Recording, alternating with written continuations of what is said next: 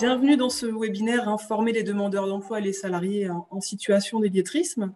Aujourd'hui, nous avons la chance d'accueillir Armelle Delample de l'Agence nationale de lutte contre l'illettrisme, Ophélie Herriot de Cap Savoir et puis Olivier Gallet d'Envol Formation qui vont tous les trois intervenir à tour de rôle. Ah mais oui, c'est vrai. Je vous invite à tous à couper votre micro parce que vous êtes assez nombreux aujourd'hui. Et puis, je laisse la parole à Armelle. Alors, bonjour à tous. Je vais partager mon support avant tout et le mettre en mode projection. Si j'ai pas le son.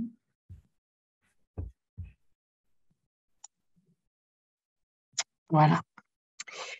Merci à tous d'être aussi nombreux à vous connecter à ce webinaire, donc, qui est dédié à la lutte contre l'illettrisme et plus particulièrement à la lutte contre l'illettrisme à la fois des demandeurs d'emploi et des salariés en situation d'illettrisme. Alors, je suis là pour poser un petit peu le cadre de ce qu'est la lutte contre l'illettrisme. En fait, je représente la NLCI, l'Agence nationale de lutte contre l'illettrisme, qui est un groupement d'intérêt public interministériel. Donc, nous sommes sous la tutelle du ministère du Travail, avec un certain nombre d'autres ministères, notamment Éducation nationale, Justice,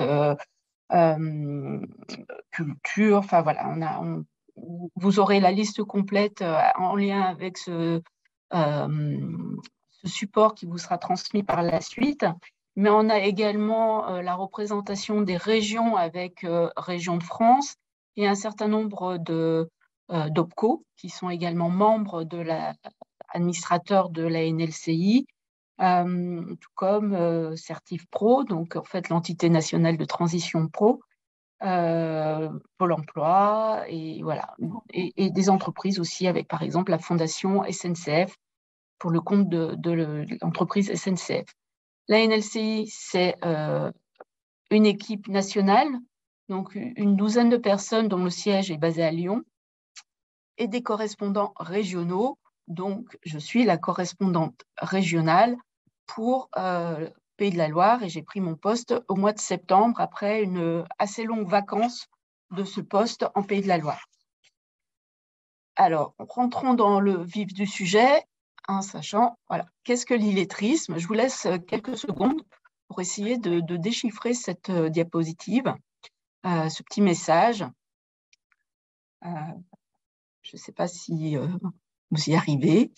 Le message, c'est « Mettez-vous dans la peau d'une personne qui, tous les jours, a des difficultés de lecture ». Cette diapo a pour vocation, en fait, un petit peu de vous permettre de vous mettre dans la peau d'une personne en situation d'illettrisme. Et ça va être en lien avec notre définition, puisque c'est écrit en alphabétique phonétique international. Donc, c'est un alphabet qui existe, que certains d'entre nous ont appris à l'école. Si vous avez étudié les langues, c'est aussi quelque chose que vous avez dû apprendre. C'est ce qu'on trouve dans les dictionnaires pour savoir comment on prononce les mots. Ça vous met dans la peau d'une personne en situation d'illettrisme parce que ces personnes, elles ont appris à lire et à écrire. Les apprentissages ne sont pas bien passés et donc, en fait, ils n'ont pas réussi à s'ancrer dans la durée. Et ce qui fait que ces personnes, une fois sorties de l'école, ne sont pas à l'aise avec la lecture et l'écriture. Et les autres compétences de base également sont concernées. D'où la définition de la NLCI qui a été stabilisée en 2003 suite à un travail partenarial qui dit que c'est la situation des personnes qui, bien qu'ayant été scolarisées en France, ne maîtrisent pas les compétences de base, à savoir lire, écrire, compter, et aujourd'hui on rajoute la compétence numérique de base, se débrouiller avec les outils informatiques, sachant que l'outil informatique, c'est aussi un autre support pour de l'écrit. On fait cette différence avec d'autres situations qui sont à la fois la situation des personnes analphabètes, c'est-à-dire qui n'ont jamais été scolarisées Et là, il s'agit vraiment de créer en fait tous les mécanismes qui vont permettre de développer l'apprentissage. Et les personnes étrangères qui ne maîtrisent pas la langue française et qui, là, sont dans une situation de français langue étrangère et qui doivent apprendre la langue française. Donc, en fait, l'illettrisme, de manière beaucoup plus simple, c'est la situation des personnes qui parlent le français. Et en fait, quand une personne parle le français, on a plus de mal à s'imaginer qu'elle a des difficultés. Et c'est pour ça qu'il est important d'être attentif à ces difficultés pour pouvoir bien identifier les personnes et leur proposer des solutions. Donc, être en situation d'illettrisme, c'est souvent avoir beaucoup de difficultés au quotidien. C'est par exemple mal ou pas comprendre une consigne au travail, une consigne écrite souvent. C'est pas forcément être à l'aise dans l'accompagnement de ses enfants avec par exemple les devoirs et les accompagner autour des apprentissages au moment clé comme le CP par exemple, on apprend à lire. C'est également pas forcément être à l'aise avec Internet, même si on peut utiliser Internet autrement. Mais en tout cas, ça peut être un frein. Et par exemple, c'est aussi ne pas pouvoir lire un plan. Parce que ne pas maîtriser les compétences de base, c'est aussi, par exemple, avoir des difficultés avec se repérer dans le temps ou se repérer dans l'espace, qui sont des difficultés qui ne sont pas forcément évidentes quand on prononce le mot illettrisme. Alors, combien de personnes? Peut-être que vous connaissez déjà ces chiffres qui datent un petit peu, qui datent de 2012, avec une enquête de l'INSEE qui s'appelait Information et vie quotidienne. Cette enquête est en cours de renouvellement. Elle est incluse dans un nouveau support qui s'appelle Formation tout au long de la vie. Et nous aurons des nouvelles statistiques sur l'illettrisme en 2023. En attendant, les chiffres qui sont à notre disposition aujourd'hui sont ceux de 2012, Information et vie quotidienne, qui nous dit qu'on a 2 500 000 personnes en situation d'illettrisme. 2 500 000 personnes, en fait, c'est un peu plus que la population globale de Paris. C'est pour ça que je vous ai mis une photo d'un plan de Paris, pour se donner une petite idée du volume de personnes concernées. Autre chiffre qu'on ne connaît pas forcément bien, c'est cette enquête IVQ nous a aussi donné des chiffres sur les difficultés en calcul. Et ce chiffre est de 15%. Et on est vraiment aussi sur la même définition, à savoir des compétences vraiment de base, des grandes difficultés avec le calcul, à l'identique qu'avec la lecture. Donc, en fait, on a 2 fois plus de personnes en difficulté avec le calcul qu'avec la lecture et l'écriture. Et c'est quelque chose qui n'est pas forcément connu et qu'il est important aussi de prendre en compte. On a eu aussi, grâce à cette enquête, des éléments sur le profil des personnes. On sait que les difficultés augmentent avec l'âge, que la majorité des personnes en situation d'illettrisme ont plus de 45 ans. Et on sait également que c'est majoritairement des hommes, avec 60% d'hommes parmi les personnes en situation d'illettrisme. Par rapport à la problématique qui nous intéresse aujourd'hui, à savoir les demandeurs d'emploi et les salariés, on sait qu'on a 10% des demandeurs d'emploi qui sont en situation d'illettrisme et 6% des salariés. Donc voilà, statistiquement, chaque agence et chaque entreprise rentre dans ces statistiques, sachant que les branches, forcément, ont un impact sur le nombre de personnes concernées dans son entreprise. Alors, quel est l'enjeu? Pourquoi est-ce qu'il faut lutter contre l'illettrisme? Et c'est surtout l'enjeu premier, c'est repérer les personnes, c'est-à-dire qu'on ne peut pas apporter de solution à des personnes qui vont chercher à cacher leurs difficultés si on ne les repère pas.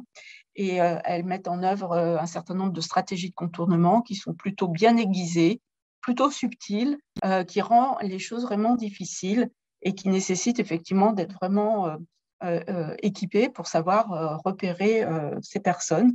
Et c'est pour ça que moi, un de mes rôles principaux, c'est la sensibilisation, c'est-à-dire informer, donner des clés à toute personne qui est en contact avec le public pour pouvoir à la fois repérer les difficultés et à engager le dialogue avec la personne pour lui proposer des solutions.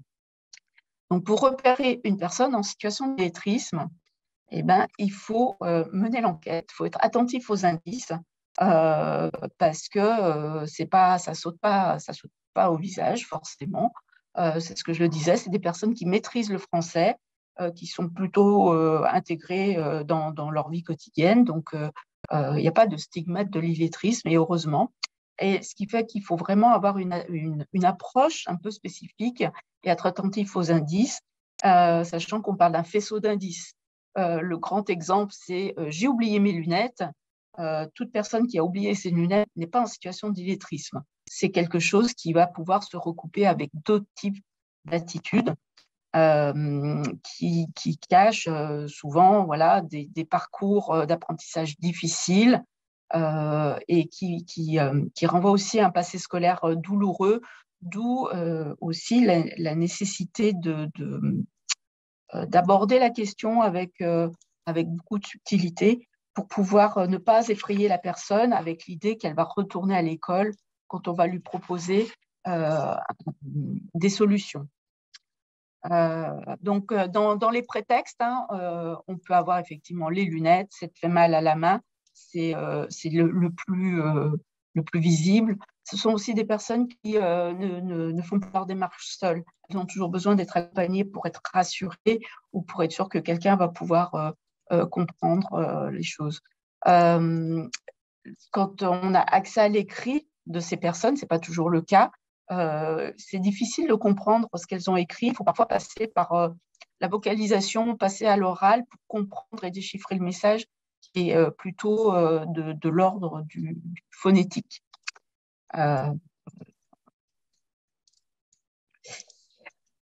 Je vous disais tout à l'heure, en fait, pour aborder, je vais un petit peu vite parce que je veux laisser la parole à mes collègues qui prennent la suite. On aura un petit temps d'échange à la fin de mon intervention. On pourra revenir sur les éléments si je suis passée trop vite à votre goût. Donc, parler de l'illettrisme avec les personnes, ce n'est pas forcément facile. C'est souvent des personnes qui ont un certain déficit d'elles-mêmes, puisqu'on est dans une société de l'écrit, une société de la connaissance, et qu'on n'est pas à l'aise avec ces éléments, on ne se sent pas forcément très bien à sa place dans cette société. Donc, ce déficit de l'estime de soi, ce sentiment de honte qui peut parfois être ressenti, c'est important d'en avoir conscience parce que c'est quelque chose qui va falloir prendre en compte quand on va discuter avec la personne. Donc, il faut rassurer la personne, la rassurer sur le fait que la discussion qu'on a, par exemple, ne va pas sortir des murs du bureau ou de l'endroit. C'est également garantir la confidentialité si on veut créer un climat de confiance pour favoriser les échanges. Faut vraiment mettre tout en œuvre pour garantir cette confidentialité et cette confiance avec la personne. Et avec mon petit chat et le tigre, c'est aussi travailler sur la valorisation de la personne. Une personne n'est jamais une page blanche.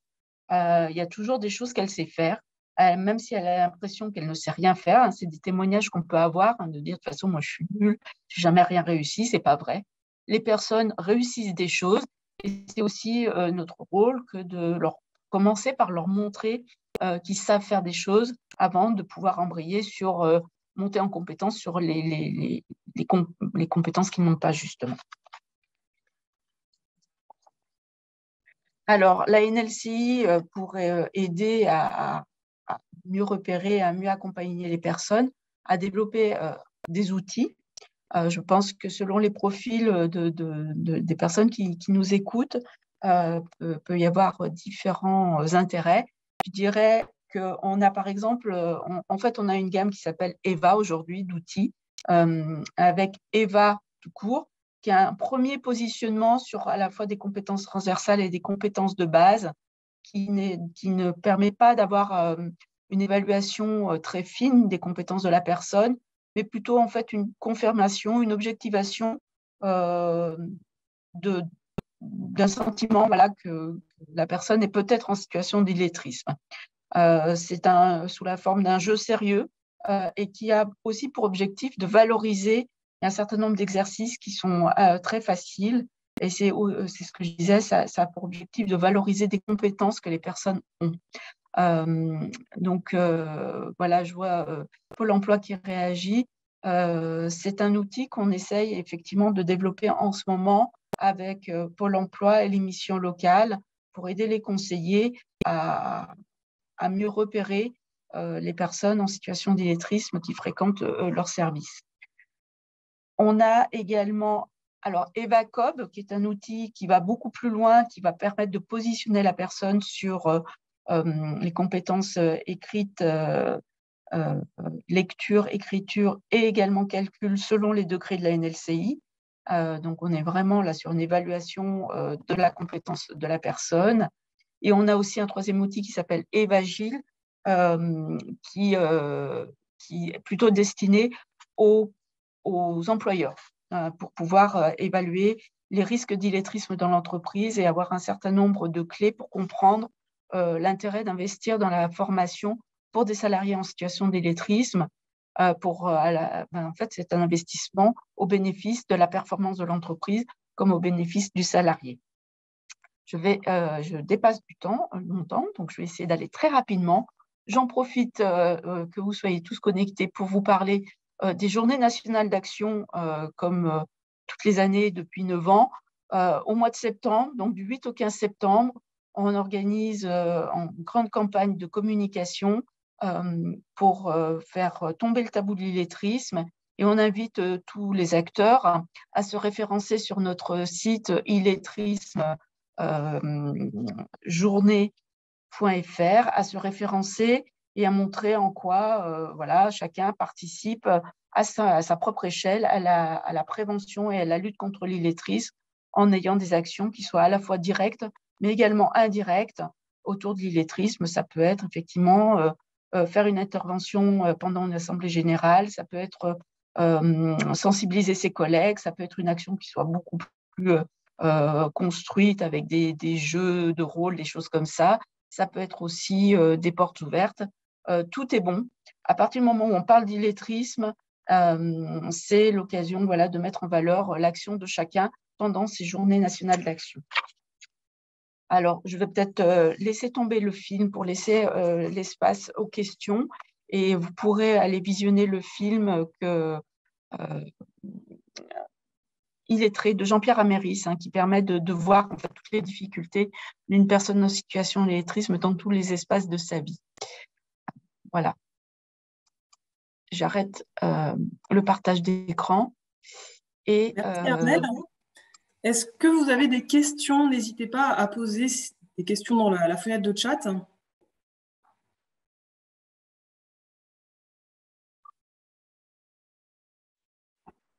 Visiblement, pas de questions tout de suite. Après, vous aurez d'autres moments pour poser des questions si elles vous viennent. Et puis, dans ce cas-là, on va passer la parole à Ophélie. Ok, merci. Alors, pareil, je vais partager mon écran.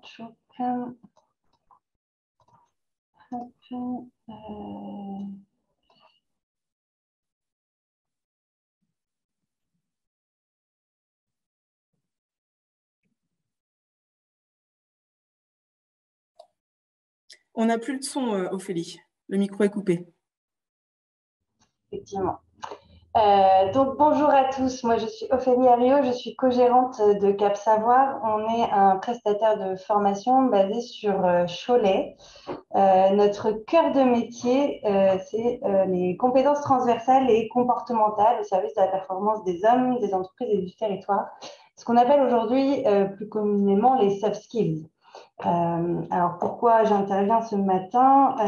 Parce que historiquement, nous sommes une association de lutte contre l'illettrisme et nous sommes créés association de lutte contre l'illettrisme il y a 26 ans et nous sommes transformés en SCOP, Société coopérative et participative, en 2012 avec pour expertise le public peu qualifié et les compétences clés.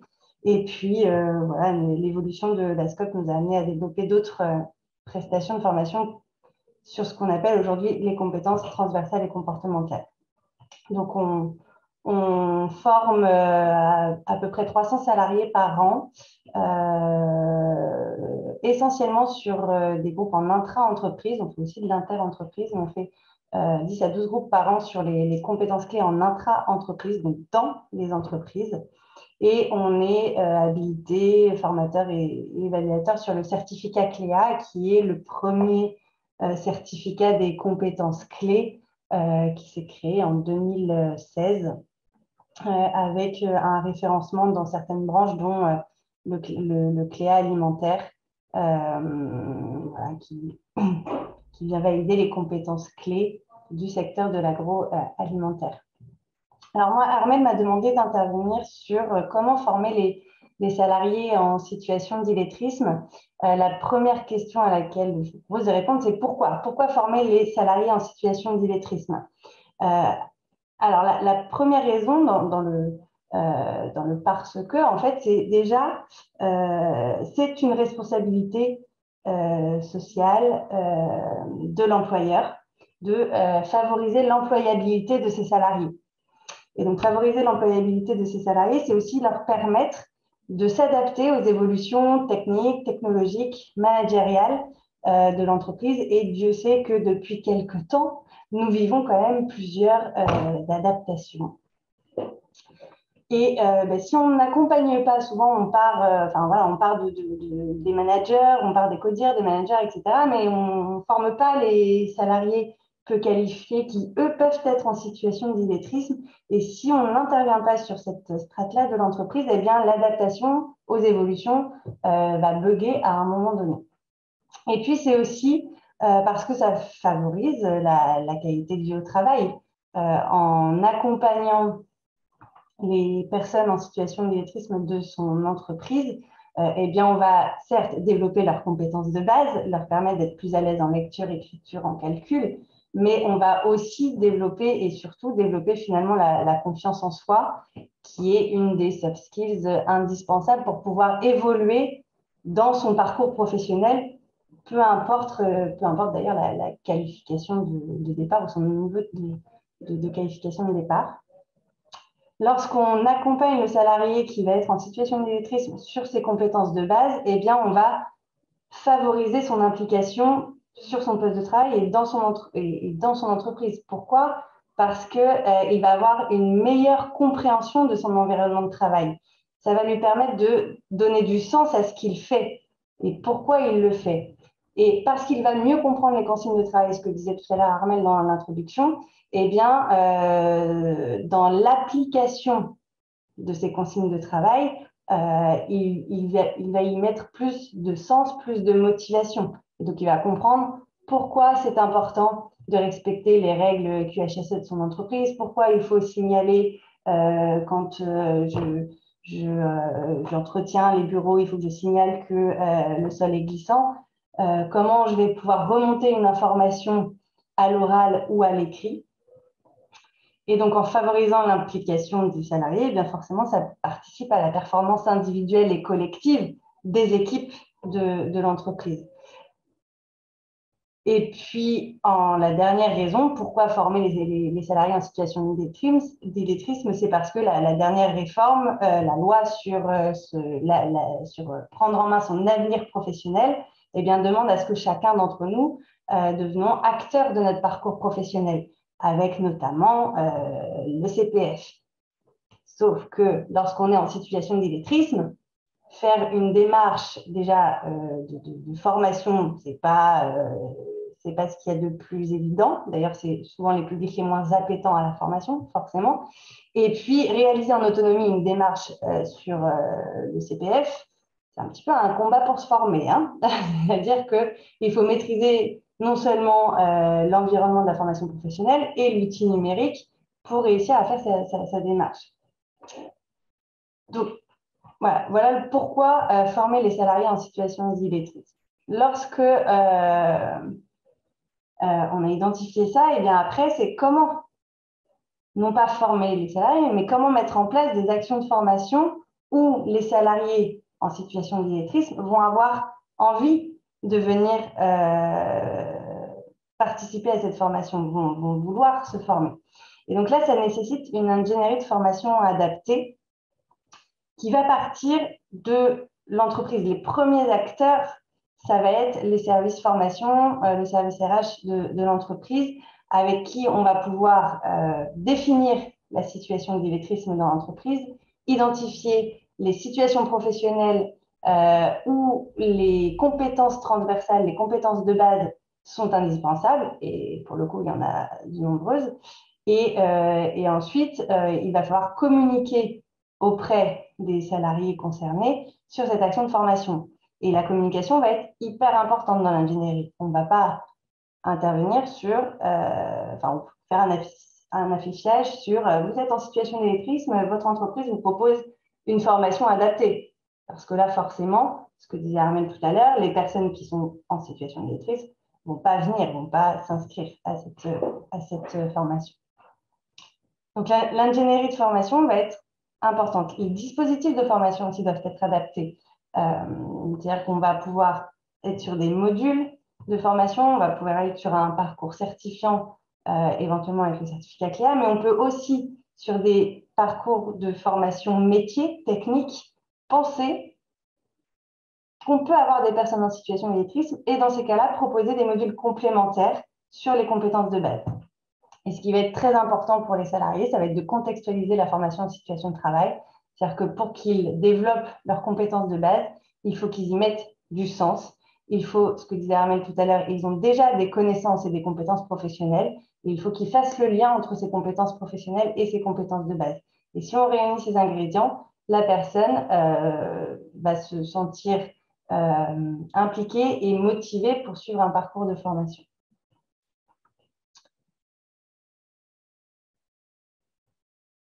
Et donc après, du coup, le quoi, qu'est-ce qu'on met en place comme formation? Eh bien, on met en place des modules compétences clés. Alors nous, on intervient sur plusieurs dispositifs. Soit on intervient, alors attendez, là, hop, je vous envoie tout, pardon, sur un dispositif qui vise le certificat CLEA, et auquel cas, on développe les 7 domaines de connaissances et de compétences professionnelles du certificat CLEA. À savoir qu'aujourd'hui, dans les compétences clés en situation professionnelle qui avaient été définies par la NLCI et d'autres instances il y a quelques années dans le référentiel des compétences clés en situation professionnelle, on parlait de savoirs généraux et de savoirs appliqués. Les savoirs généraux, la lecture, l'écriture et le calcul, et les savoirs appliqués plutôt liés aux attitudes et au comportement, à l'autonomie, à la maîtrise du vocabulaire technique et professionnel de l'entreprise et au numérique. Et la mise en œuvre du certificat CLEA a regroupé ces savoirs généraux et appliqués dans des domaines de connaissances et de compétences qui valident finalement la capacité de la personne à transposer ses compétences de base dans un environnement qu'il dispose dans un environnement connu à n'importe quel autre environnement. C'est-à-dire que demain, mon salarié qui aujourd'hui occupe un poste dans un atelier, en développant ses compétences clés, va être à même d'évoluer éventuellement vers un autre atelier sur un autre poste parce qu'il aura les compétences de base pour pouvoir s'adapter aux évolutions.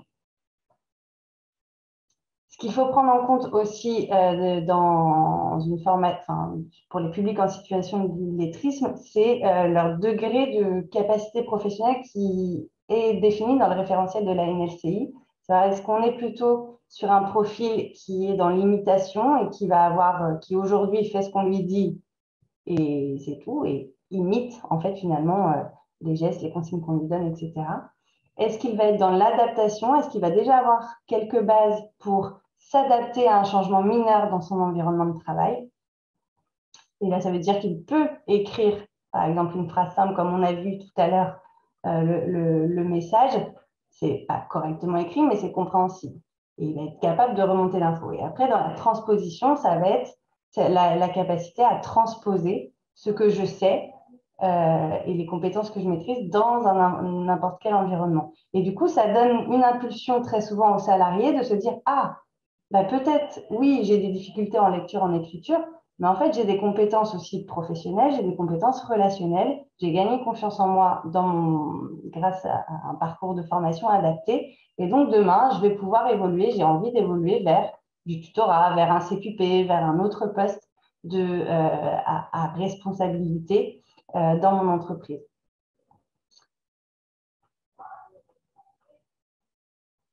Voilà, je cherche ma conclusion, je ne l'ai pas forcément préparée, mais en tout cas, voilà, nous aujourd'hui, c'est 70% de nos actions de formation et les compétences clés en entreprise où l'on retrouve dans nos groupes de formation des personnes en situation d'illettrisme, mais pas que, aussi les salariés peu qualifiés qui ont envie d'évoluer dans leur environnement de travail.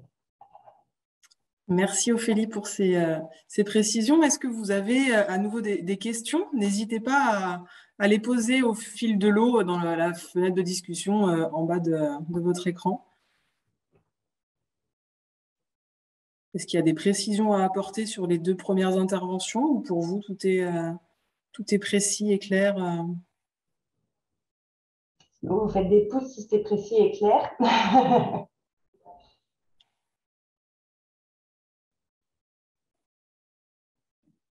Non, visiblement, on n'a pas de questions qui viennent.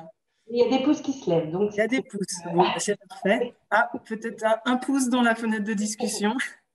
Ah si, on a une question de Manuel. Quelle méthode utilise Cap Savoir pour identifier les situations d'illettrisme?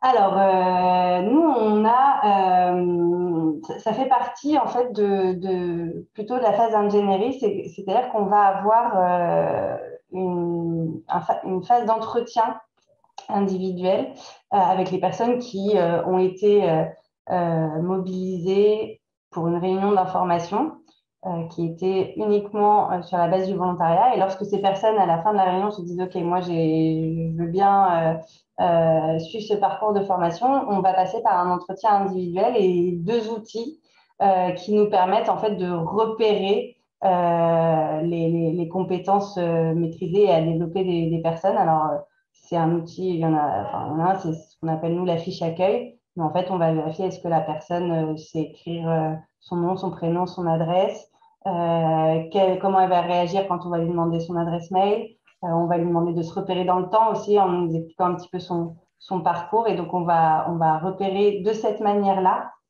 de façon informelle finalement pour la personne, si elle est en situation d'illettrisme ou pas.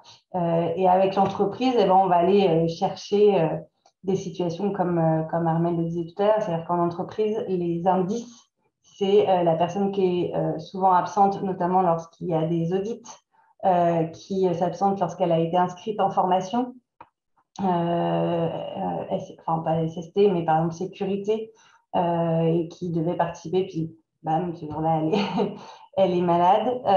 Voilà, dès qu'il va y avoir des situations où on va retrouver l'utilisation des compétences de base, on va identifier ces situations avec l'entreprise et la faire avancer, en fait, faire avancer l'entreprise dans « Ah oui, tiens, effectivement, j'ai tel ou tel salarié qui, à chaque fois, se défile quand je lui propose ceci, quand je lui propose cela, etc. » Merci Ophélie pour cette réponse. On a une autre question. Les outils de Diageva et EvaCob sont-ils utilisés? Non, nous, on n'utilise pas ces outils-là. On en a d'autres. Après, certains OPCO avec qui on est référencé, enfin, pour lesquels on est référencé sur les actions, nous proposent d'autres outils. Donc nous, on les utilise pas encore, mais ça peut faire partie des outils à utiliser, en tout cas, ou à conseiller, notamment pour les entreprises, pour qu'elles puissent diagnostiquer les situations d'illettrisme dans leur entreprise. Merci. Est-ce qu'il y a d'autres questions? On peut peut-être poursuivre dans ce cas-là. Olivier, on vous laisse. Ah, peut-être une dernière question. Pour utiliser EvaCob, il faut être habilité par la NLCI ou pas, Armelle? Alors, habilité, non, faut le prendre en main. Donc, mon collègue à l'agence, c'est Martin Griffo qui pilote ces outils-là. Il peut vous faire des présentations, il peut vous montrer comment ça marche. Après, si vous êtes partant, effectivement, vous pouvez aller plus loin et donc souscrire. On a une forme de licence mais ce n'est pas une licence payante, en fait, c'est un engagement moral, parce que effectivement, on n'utilise pas Evacob dans n'importe comment. On n'utilise surtout pas Evacob pour identifier une personne en situation d'illettrisme ou un salarié en situation d'illettrisme pour le mettre à la porte derrière. Donc, il y a un certain nombre de garanties on va s'assurer pour le bon usage d'Evacob. Et effectivement, c'est quelque chose qui est gratuit. Donc, voilà, c'est un outil qui est à disposition. Effectivement, il n'est pas en libre accès comme Evagile. C'est une plateforme où vous vous connectez, vous passez, vous répondez aux questions et vous avez une réponse tout de suite. Evacob, c'est aussi l'accompagnement de la personne, c'est-à-dire que le résultat ne sort pas tout. Enfin, il faut paramétrer la session pour le stagiaire. Et après, il faut lui faire une restitution. Et c'est pareil, dans la façon de restituer les résultats à la personne, on souhaite que ce soit fait comme il faut, pas mettre la personne en difficulté. Et tout ça, ça fait partie effectivement du package de l'accompagnement quand on souscrit à Evacob. Alors, je n'ai pas vu la question avec les demandeurs d'emploi. Peut-on les utiliser pour les demandeurs d'emploi?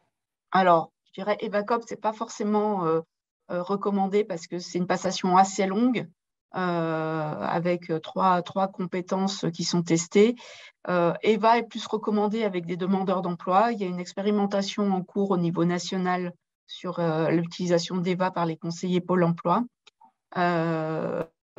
Mais oui, on peut utiliser Eva pour les demandeurs d'emploi. Evacob aussi, mais enfin voilà, je ne suis pas sûre que dans le quotidien, ce soit très réaliste. Et je ne suis pas sûre qu'un conseiller Pôle emploi puisse avoir besoin d'une information aussi fine sur les compétences maîtrisées ou non du demandeur d'emploi. Armelle, est-ce que certains salariés sont-ils réticents à cette démarche? Réussissez-vous à toucher tous les salariés ayant ce besoin? Alors ça, c'est très difficile à évaluer. Est-ce qu'on touche tous les salariés qui en ont besoin? J'en doute.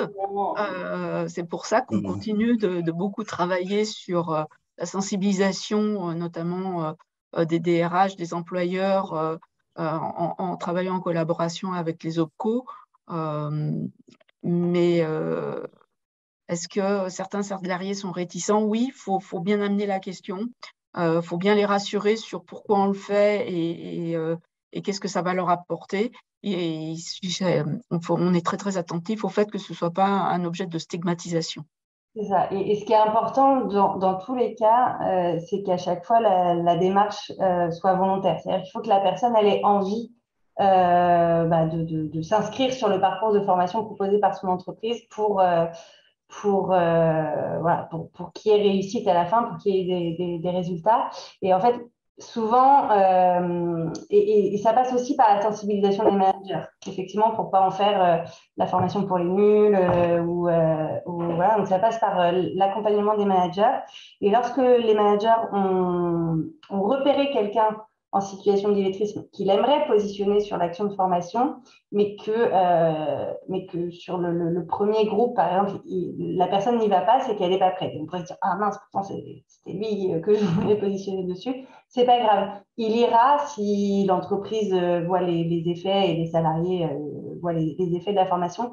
Il ira sur le prochain groupe. C'est-à-dire, il va y avoir cette stratégie de je laisse les autres y aller, je vois ce que ça leur apporte, et après, les autres salariés qui ont suivi un peu le parcours vont l'aider, vont le motiver à aller s'inscrire. Et donc, on le touchera ultérieurement. Et puis après c'est aussi le principe de la formation pour adultes. Hein. C'est-à-dire que vous, les premiers, quand vous n'avez pas envie de participer à une formation, elle est souvent moins impactante et moins efficace que quand vous vous motivez à suivre le parcours de formation. Peut-être une dernière question et puis on va passer à la suite. Peut-on utiliser donc ces outils lors d'accueil de stagiaires ou en formation? Accueil de stagiaires en formation. Là, du coup, je vais peut-être laisser les spécialistes de la formation répondre, mais l'idée, c'est oui, c'est un outil qu'on va utiliser dès le départ, enfin avant la formation, puisque l'idée, c'est de pouvoir construire un parcours adapté en fonction de ce que la personne maîtrise déjà ou pas. Et Evacob vise à justement évaluer les compétences maîtrisées ou non maîtrisées. Ce sont des outils de positionnement. Donc après, si les outils correspondent à vos valeurs, à votre mode de fonctionnement, à ce à ce que vous voulez évaluer à l'instant T, ben, oui, bien sûr. Merci pour toutes ces précisions. Olivier, je vous laisse la parole. Ok, très bien. Alors, je vais partager aussi mon écran.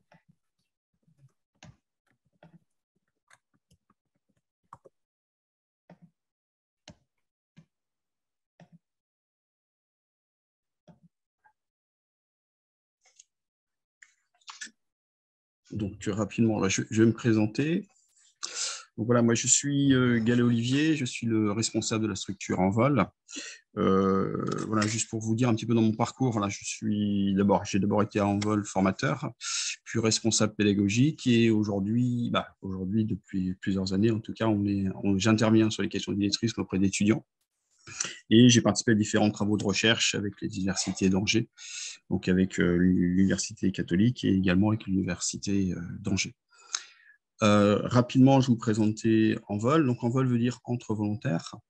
On intervient principalement sur le Nord Anjou, avec une philosophie et puis des principes importants. Je pense que c'est important puisque c'est des principes qui sont là depuis le début de la création d'Envol. Donc, Envol a été créé dans les années 90. On est persuadé qu'on peut apprendre à tout âge. Donc ça, c'est important. On est également persuadé que quand on rencontre une nouvelle personne, que ce soit une personne en situation d'illettrisme, que ce soit n'importe quelle autre personne, on va apprendre mutuellement. Donc, c'est important ce qu'on redisait tout à l'heure, c'est-à-dire que les personnes qui sont en situation d'illettrisme, elles ont aussi plein de savoirs et plein de savoirs. Et c'est aussi important de valoriser tous ces savoirs parce que ça peut être aussi des leviers pour la partie formation. Et également, on n'est pas sur du jugement, donc on n'est pas forcément sur de qualifier la situation d'illettrisme, mais en tout cas de comprendre en fait ce qui fait que la personne peut être en situation d'illettrisme. Voilà un petit peu pour la présentation.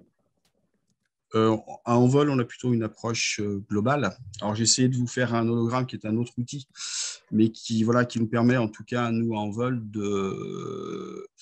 d'identifier différentes typologies de demandeurs d'emploi ou de salariés d'entreprise. Donc, l'idée, c'est pas forcément, on s'intéresse à 4 axes, un petit peu le passé de la personne. On essaye, sous forme d'entretien, c'est pas forcément fait pour tous les demandeurs d'emploi qu'on rencontre, mais en tout cas, ça nous permet d'avoir une vision globale quand la personne arrive dans notre structure. Donc, on a des questions sur du passé, donc le passé familial de la personne, le passé scolaire, son passé d'insertion professionnelle, son passé d'insertion sociale. On essaie d'identifier un petit peu aussi quelle est la demande. C'est-à-dire, est-ce que c'est la personne elle-même qui fait la demande de formation? Est-ce que c'est plutôt son prescripteur? On essaie d'identifier quand on rencontre la personne également le projet de formation, un petit peu quel est l'objectif visé. De l'autre côté, on s'intéresse un petit peu plus à l'environnement de la personne, un petit peu savoir si la personne en termes de mobilité, aujourd'hui, est-ce qu'elle est autonome? Est-ce qu'elle a un véhicule? Ou est-ce que plutôt elle utilise les transports en commun? Ou est-ce qu'elle n'a pas de mobilité? Donc, l'idée, c'est de voir un petit peu. Au niveau de sa santé, on regarde un petit peu aussi là où elle en est. Au niveau de la famille, est-ce que c'est une personne qui est plutôt seule ou est-ce que c'est une personne qui est, qui est peut-être une famille monoparentale? Est-ce que c'est une personne qui est en couple? Est-ce que c'est une personne qui est isolée? Également des questions autour du logement, autour du travail. Alors là, dans la situation là, vous êtes plutôt quelqu'un un hologramme d'une personne qui est demandeur d'emploi. Également, on peut poser quelques questions sur les ressources de la personne. Et puis, on voit un petit peu les aspects aussi cognitifs, psycho-affectifs. Donc là, un petit peu comment la personne, quelle estime d'elle-même elle a. Donc un peu par rapport à elle. Donc à certaines personnes en situation d'illettrisme qui ont surtout honte de leur situation. Donc ça, c'est aussi des choses à prendre en compte. Également, elles ont quelquefois un regard très négatif sur les autres. Donc, c'est aussi important. Quelquefois, il y a un décalage entre leur projet et puis les savoirs qu'elles maîtrisent. Donc, on travaille aussi sur cette adéquation. Également, on fait un point avec tout ce qui est autour de l'attention, de la mémoire, du raisonnement. Et puis après, on s'intéresse un peu plus sur les questions, alors sous forme, alors soit de, voilà, Ophélie tout à l'heure expliquait qu'il y a des outils de positionnement, donc on utilise différents outils de positionnement, ce qui nous permet aussi d'avoir des éléments sur la personne, comment elle appréhende tout ce qui est notion d'espace et de temps, tout ce qui est autour des mathématiques au niveau de la numération, au niveau des opérations, du calcul, la géométrie. On fait le lien aussi avec, on verra un peu plus tard, mais en tout cas, on fait le lien aussi avec les métiers et la contextualisation par rapport aux métiers. On aborde aussi tout ce qui est communication orale et tout ce qui est communication écrite. Et puis, on a intégré un peu plus tout ce qui est autour des compétences numériques, puisqu'aujourd'hui, comme le disait tout à l'heure Armel, c'est devenu et ça devient un incontournable dans les compétences de base. En fait, cet hologramme nous permet, nous, derrière, de définir différentes typologies de demandeurs d'emploi. Pas forcément des niveaux, mais plutôt des différents profils. Alors, je ne sais pas forcément expliquer tous les différents profils, mais en tout cas, voilà, on a identifié à peu près trois profils. Donc, un profil plutôt insertion.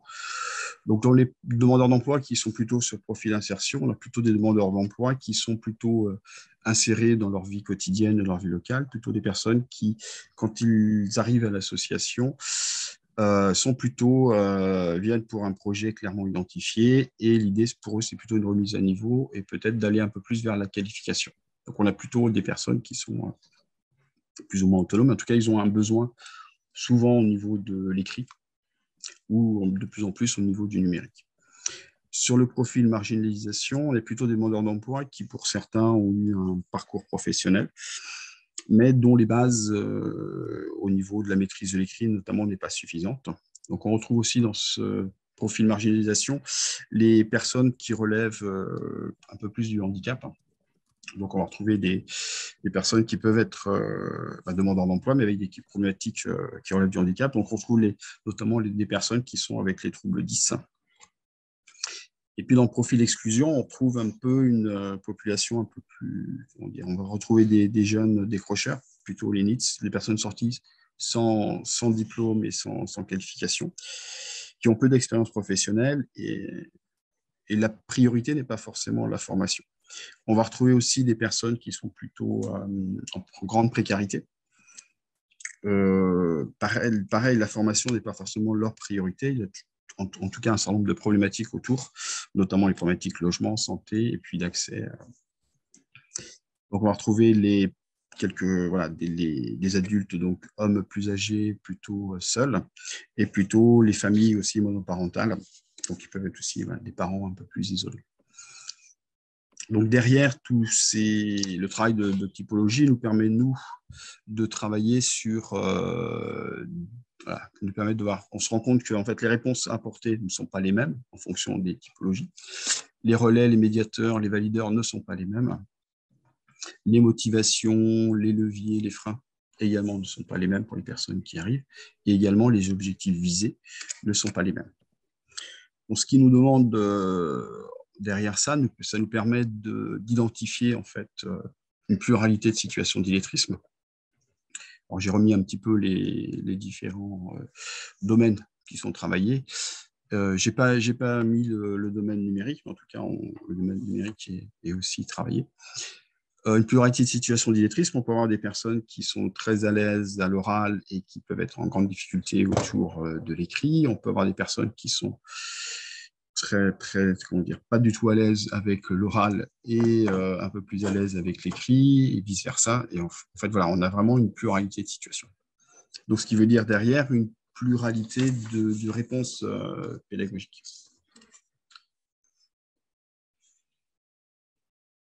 J'ai essayé de noter un petit peu les différentes difficultés que les personnes en situation d'illettrisme rencontrent, notamment les demandeurs d'emploi. Donc, c'est ces questions d'accès à l'information. On voit aussi qu'il y a un certain nombre de demandeurs d'emploi qui, pour des raisons de démarche, on a ce qu'on appelle le non-recours. Donc, il y a par exemple, un certain nombre de droits que les personnes ne vont pas aller oser demander. Alors, demander, mais également parce qu'il y a des démarches sur des plateformes, sur un certain nombre de démarches administratives, etc. Il y a aussi la compréhension, en tout cas, de la démarche ou de l'écrit. On en a parlé un petit peu, mais c'est important. Il y a toute cette toute cette difficulté autour de l'estime de soi, de la confiance en soi. Les personnes en situation d'illettrisme ont plutôt tendance à se dévaloriser.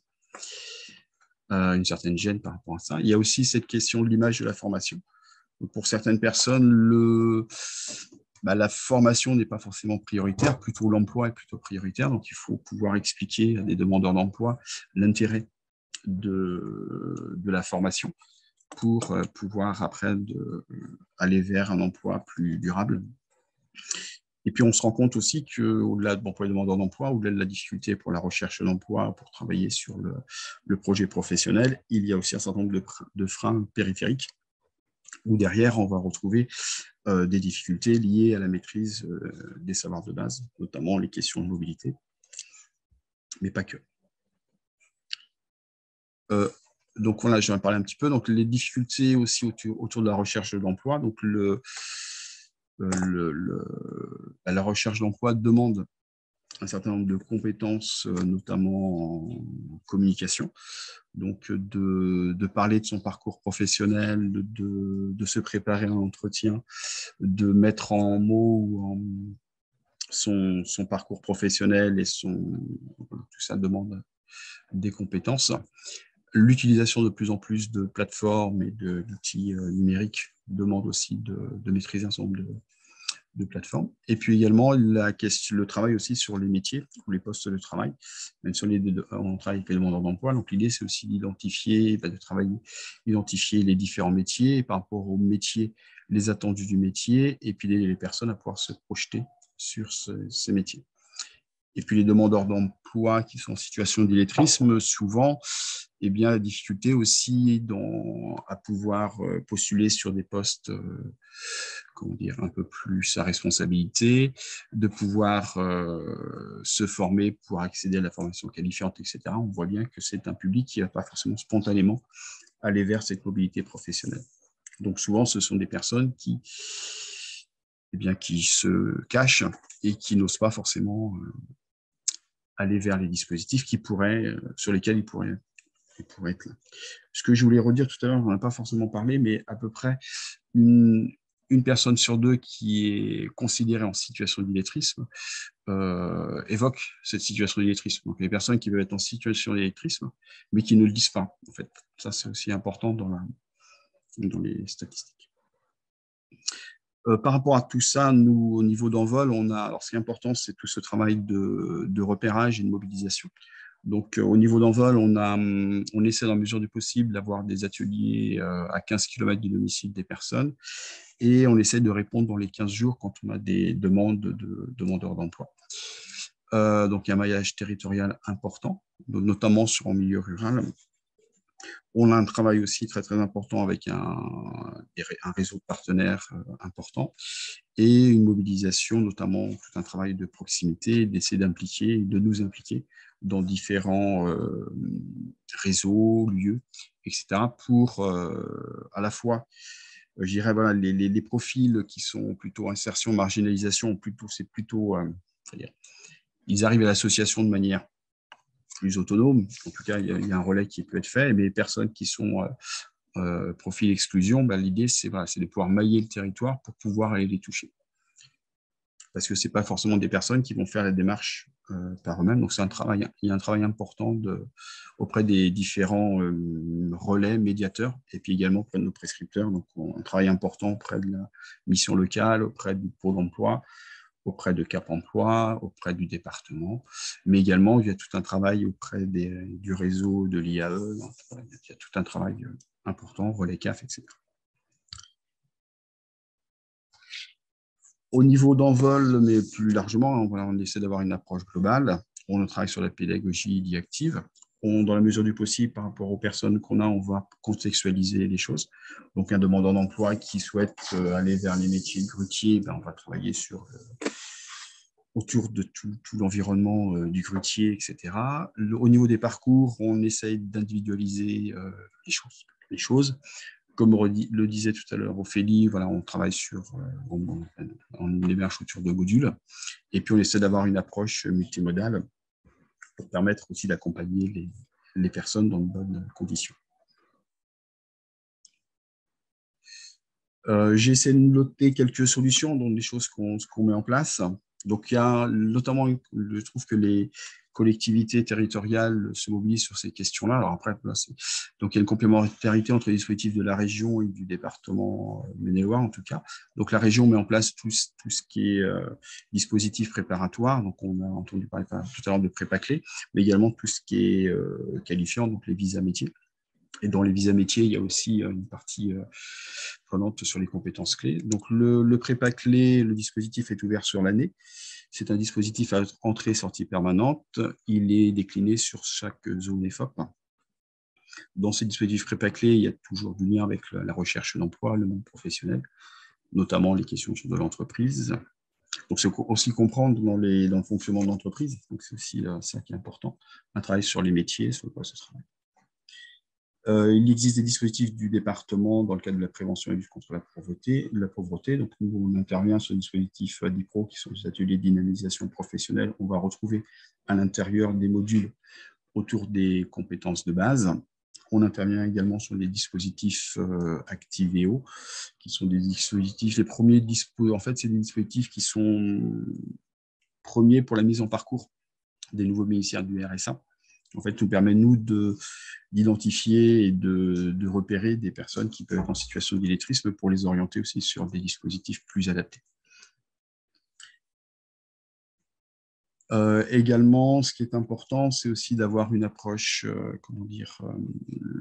pas simplement si on a des demandeurs d'emploi qui viennent dans la structure, l'idée c'est aussi de mettre en place des ateliers plus spécifiques où on va mettre des ateliers notamment autour de la culture, autour du sport, autour de la découverte du territoire, de la mobilité de la cuisine. L'idée c'est aussi de pouvoir donner sens aux apprentissages et de valoriser aussi les compétences des personnes, et de permettre à ces personnes de pouvoir transférer les choses, transférer des compétences, notamment des compétences acquises vers la recherche d'emploi ou vers un métier possible.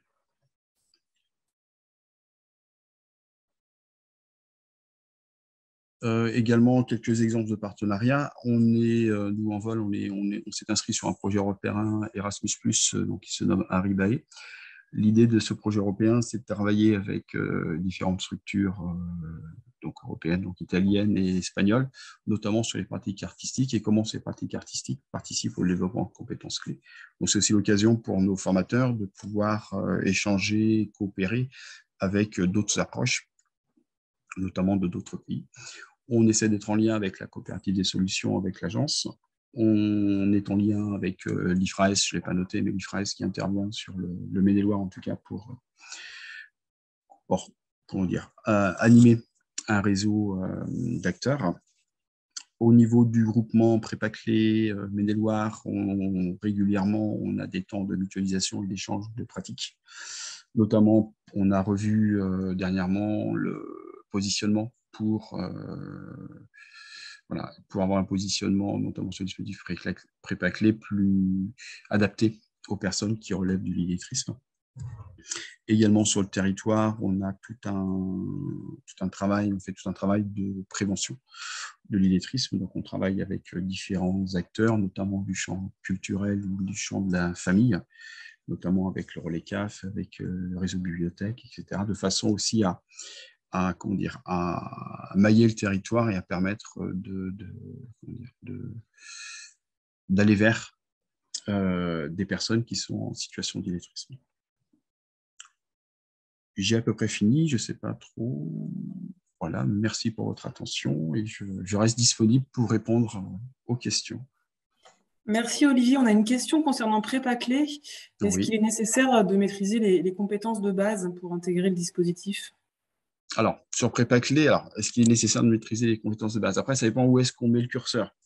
C'est-à-dire que sur Prépa-Clé, aujourd'hui, le dispositif Prépa-Clé, la région a souhaité que ça soit ouvert pour les personnes qui relèvent de l'illettrisme.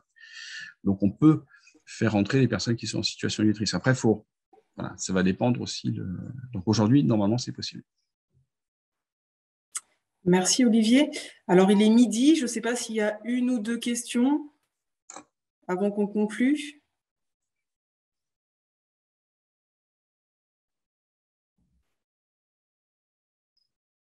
Visiblement pas. Armelle, je vous laisse le mot de conclusion.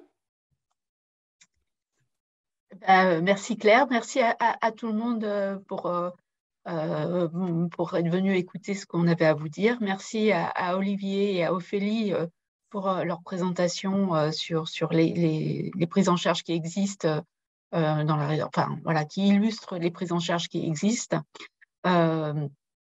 Moi, je dirais que, alors je suis dans la région depuis pas très longtemps, peut-être que vous ne me connaissez pas encore, mais je suis à votre disposition. Vous avez mes coordonnées dans le diaporama qui vous sera transmis.